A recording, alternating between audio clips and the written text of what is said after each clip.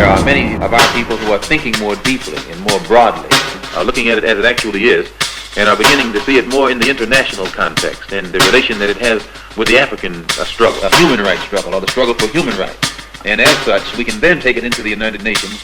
And bring about the freedom of these people by any means necessary. How you guys doing? Once again, folks, my name is Frank. We bring a greeting from this great organization called WCC. We charge colonialism. This video going to focus on some issue to be discussed from a U.S. senator or a state senator, so to speak, as I can say, from Arkansas. And before I can start, I just want to bring to your attention, or just want to get your attention by coming out with some statement. You see, in life, whenever you allowed your oppressor to justify what he or she have done against you, your oppressor will never realize or come to a conclusion or understanding of what he or she have done to you is an act of complete evil, an act of complete mess. And this is how consistently we have allowed some people to keep justifying what they do against other people. And we have come to the realization that this has to stop, and we have to hold them accountable. Now that I have gotten your attention, I have some article here that I'm going to read and then explain what is going on in this part of the world or in this society. This is an article that I'm going to read entitled says, slavery was a necessary evil to build America. Slavery was a necessary evil. Necessary evil. Again, if you allowed your oppressor to justify what he or she is doing or have done against you, he or she will never see it as evil. Will always see it as something relevant, something that was relevant act against you while you are being traumatized. Slavery was a necessary evil to build America by Senator Tom Cotton. It reads, the junior Republican senator from Arkansas, Tom Cotton, has agreed or has urged that the enslavement of African by America's European settlers was a necessary evil upon which the Union was built. Necessary evil. We'll explain that. Cotton made the remark in an interview with some state newspaper, the Arkansas Democrat Gazette. His comment came on the back of a bill he introduced in the Senate to prohibit the use of federal dollars to fund the teaching of history, according to the New York Times 1619 project. By the way, the 1619 project is a project created to reform, in order to reform the American history, in order to rebirth America, looking at its long-term history. The 1619 project traces the history of the United States from the year the first batch of enslaved Africans were settled in the country from their homeland. I want you to understand that home, from their homeland, The project seeks to explain how pertaining slavery was to the funding of the country with particular regard to American economy. Again, listen to that. To America economy. To this country economic might. Let's continue. All right.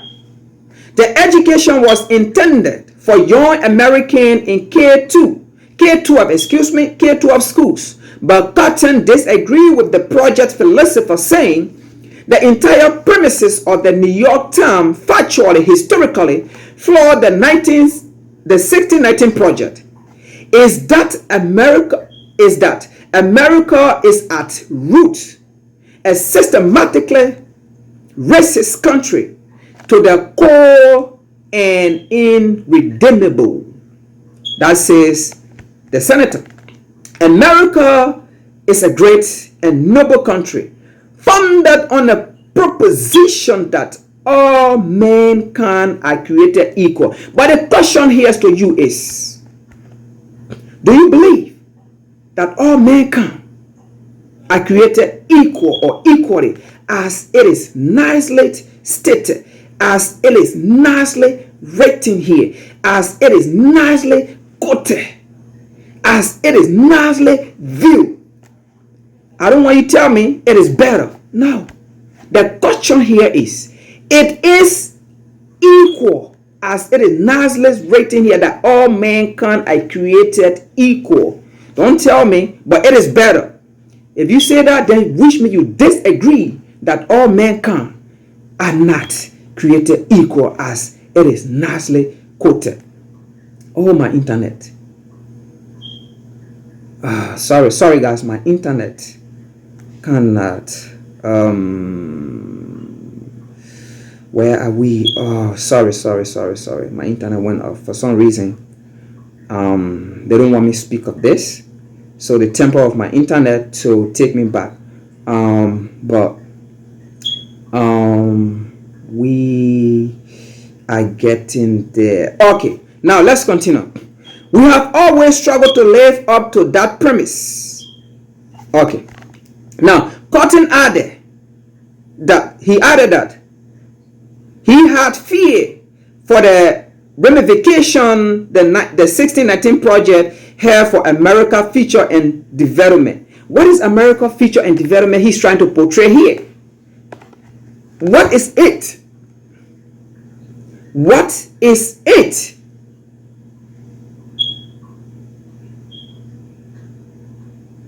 As a founding father said, it was a necessary evil. Are you saying? Listen here. As the founding father said, it was the necessary evil upon which the union was built.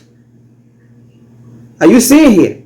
Abraham Lincoln was speaking here. Necessary evil. Now go and read who Abraham Lincoln was.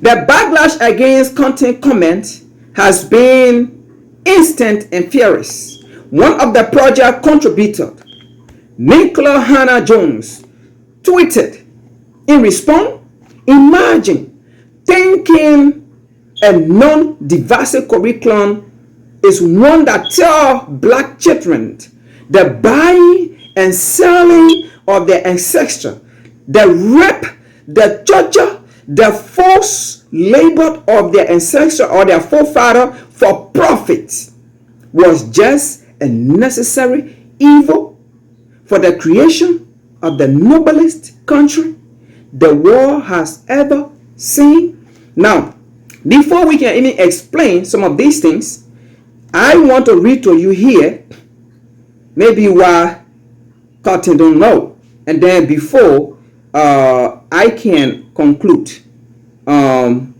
with some important things that we really want.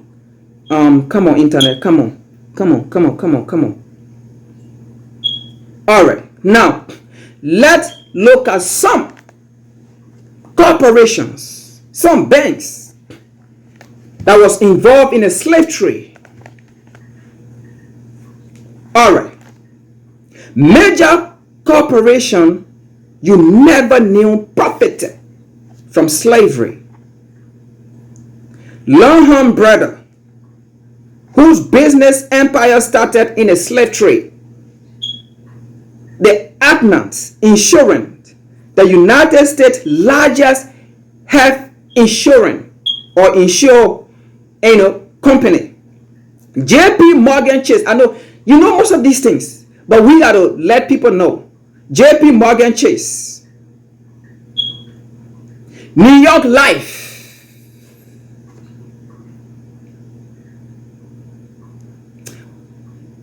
Wachovia Corporation. Now they have changed their name to Wells Fargo, right? Rothschild and Son Bank in London. Norfolk Southern. US Today has found that their own parent company, USA Today, their own parent company, E.W. Script and Garnett, right? Fleet Boston involved from an earlier financial institution, Providence Bank, founded by the John Brown, who was a slave trader and owned ship used to transport enslaved African. Okay? CSX, Canadian National Railroad Company. Brown's Brothers Harrisman is the oldest and largest private investment bank and security firms in the United States, founded in 1818. USA Today found that the New York Merchant Bank of James and Williams Brown, currently known as Brown's Brother. Okay. Brooks Brothers, another one. Barclay. Now, those of you that watch the English Premier League, Barclay, the British multinational bank and financial service company headquartered in London, United Kingdom, has now considered that the companies it bought over the year may have been involved in the slave trade, right? AIG. Okay, now all these companies owe reparation to black people. Now, that explains this to Senator Tom Cotton. How will you call this a necessary evil when black people have never, ever gotten reparation for what you call necessary evil? But instead, the slave owner, the slaveholder, got reparation because of the abolition of slavery. You gave them reparation because their property was now being taken from them. Their property was now being free, and you gave them reparation. But you did not give reparation for the men and women who worked for 400 plus years without pay under harsh circumstances. Do you know what they call pay? Do you know what they call freedom? I'm not talking about the kind of freedom where you send your military overseas in other people's countries to go and fight, and then you say they are fighting for the freedom of America or American. That's not the kind of freedom we're talking about. Do you know what they call pain? I'm not talking about you go in your backyard garden and you feel some ratchets on you, and then you say you're feeling pain. That's not the kind of pain I'm talking about. I'm not talking about self-inflicted pain where you inflict pain on yourself. That's not the kind of pain I'm talking about. I'm talking about a pain here where somebody worked for 400 plus years and they have to work and die. I'm talking about a pain where people were being raped in front of their mother, their son, their children, their daughters, their wife, their husband. That's the kind of pain I'm talking about here. I'm talking about a pain where somebody worked from day to night without no pay, without no check. That's the kind of pain I'm talking about. Up to now, you have not given reparation, and then you call it necessary evil. Do you call that necessary evil? No, we will not allow you to justify what you did. We will have to justify you. The fact that you even deny somebody from their education, from their history, from their identity, you are the evil. How will you call this a necessary evil? You have paid somebody reparation, but you did not pay the person who worked for 400 plus years reparation. Do you know what you're talking about? We are tired with all these games coming here trying to justify yourself. Don't justify yourself. If you take away black history in this country, America have no history. You strip away the history of America. And then you came out to say anyone who teach black history in this country will be defunded federally and locally. What are you talking about here now? There are only a few schools in DC, Washington, Buffalo, New York, Chicago, few schools that have initiated this project. And I believe, I didn't really do the research to follow up on that, but I believe those institutions are all black. In my opinion, looking at perspective, those schools are all black. And then you say the 1619 project to teach African history will be divisive. This country is already divisive as it is. This country has never been united, so to speak. This country has been divisive since slavery, since racism came into an active progress, since hate came into being active. Let's speak now. So, what we're trying to say in this video here is reparation is a must. So, we don't care who is in power now or who is running to gain office. Our message here is clear. Reparation is a must. We don't care whether you have black VP. First of all, we have black president.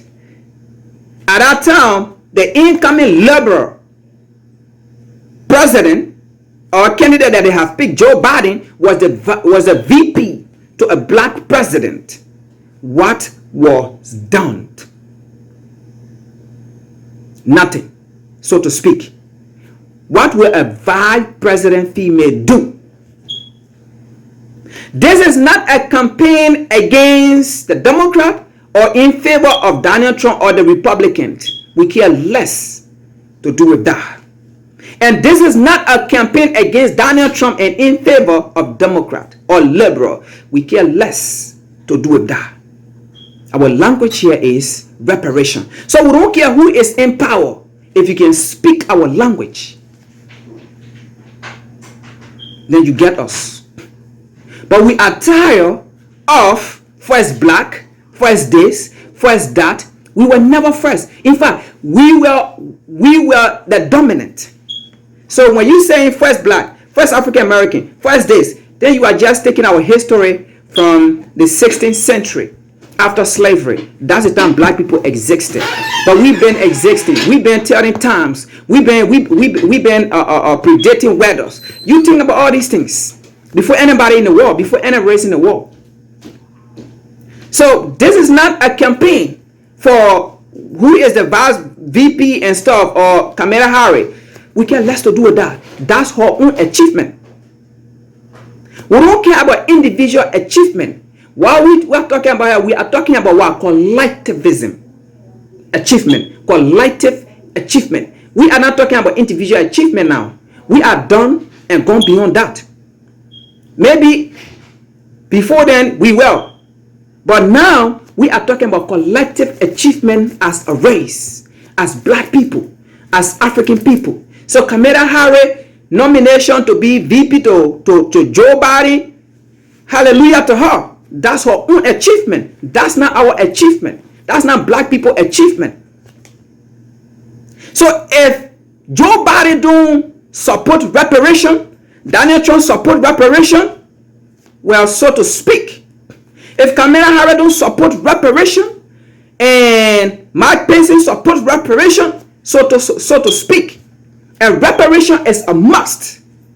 Before you can call the history that built this country necessary evil, black people must get reparation from these banks, from these companies around here, from the government. We demand reparation. Before I end, let me end with this quote from Malcolm X. Malcolm X said, "The white laborer differ from the white conservative only in one way. The laborer is more deceitful than the conservative. Both want power, but the white laborer is the one who has perfected the art of posing as the Negro's friend and benefactor." It's clear. No explanation on that.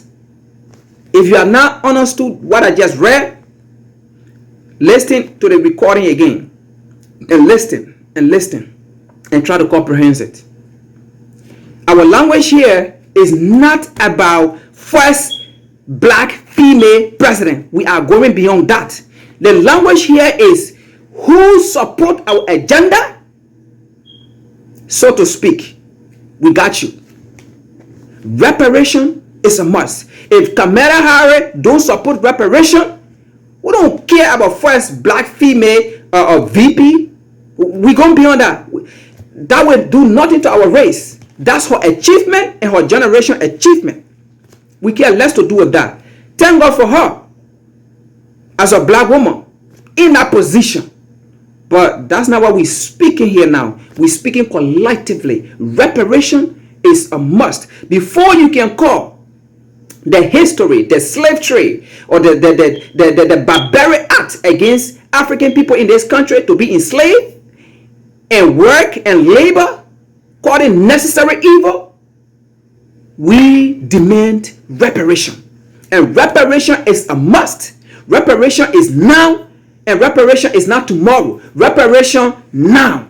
So folks, join the movement. Reparation now. Any candidate that come to you and don't speak your language, but come to you and say, oh, the first female vice president or whatsoever, African female, that's her achievement for herself, her generation,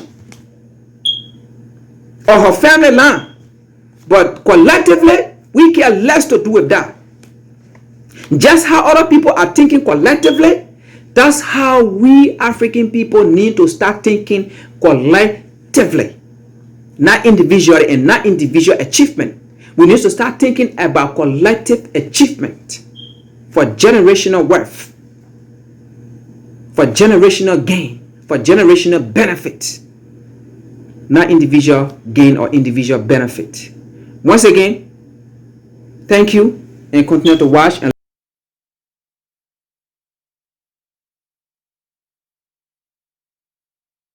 the Justice Bank. So what is the Justice Bank? I've talked before about the fact that we were trying to do a bail project, but we ended up deciding to do a mutual aid fund. The Justice Bank initiative will essentially take members, and if you would pay a very low monthly membership fee. We're going to keep it low on purpose because we are servicing a people who are the most disenfranchised in this country, the most under attack, and it's not reasonable to expect that there's that someone could pay $30 a month, $50 a month, whenever you are of that group. Now, when you become a member, we're going to have a trial period, maybe say after 3 or 6 months, whatever, you are eligible to petition us for help with your expenses. Now, what type of people who are targeted from the prison industrial complex, what type of people would be eligible? Well, because we're doing a mutual aid society, that would be democratic. What we mean is that if you are a member of the Justice Bank, you would have a say in what types of, let's say, charges or offenses that you want to be covered under the Justice Bank. The idea is that all of us are putting our money in collectively because we are a target of the prison industrial complex. Every single day that we walk out, you as a black person, you are seen as a criminal in this country, and that is a fact. And we want to offer a type of protection for our people, and almost like an insurance policy, honestly, that if you do have some type of run-in with the law, if you do have a criminal charge, that you can count on a mutual aid society to help you and assist you with those types of charges. Nowhere in the world incarcerates as much as we do. We've seen extremely high rates of exposure to the criminal justice system for African American men with very low levels of schooling. So if we think about black men who were born in the late 1970s and who are growing up through the American prison boom of the 1980s and the 1990s, the chances that they're going to serve time in state or federal prison if they dropped out of high school is about 70%. So going to prison for that group of black men with very low levels of schooling, that's become a normal life event. And that's really only happened in the last 10 years. We're at this point now where there's about 1.2 million African American children with a parent who's incarcerated. That's about 1 in 9.